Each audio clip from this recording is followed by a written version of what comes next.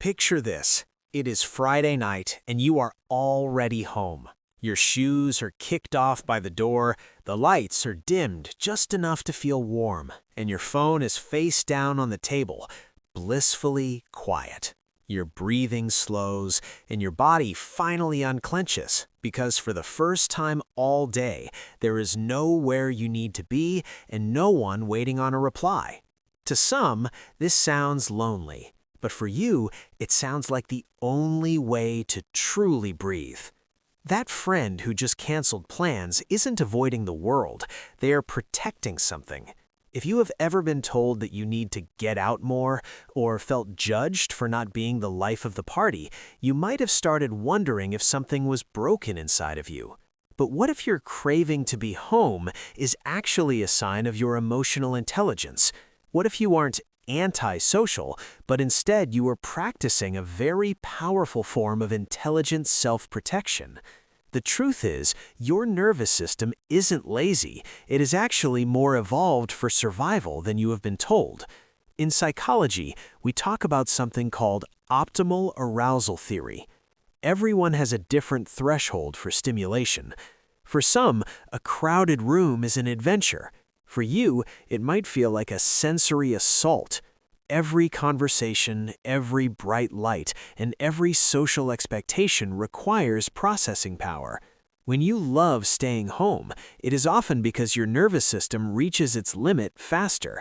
You aren't fragile, you are just highly sensitive to the input of the world around you. Home is the only place where you can finally drop out of monitoring mode and return to baseline. It is your personal charger. Out in the world, you are constantly scanning for what might happen next, adjusting your tone and performing for others. But at home, there is no scanning and no performing. Your body reads that stillness as safety. Your nervous system actually chose this retreat long before your mind consciously decided to stay on the couch. It is an intuitive way to regulate yourself when the world outside becomes too loud. There is also a deep power in the control you have over your environment. At home, you choose the lighting, the playlist, and the rules.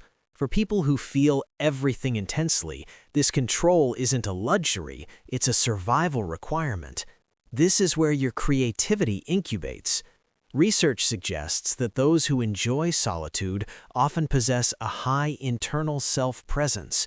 You are more connected to the vivid, blooming world inside your mind than the chaotic one outside.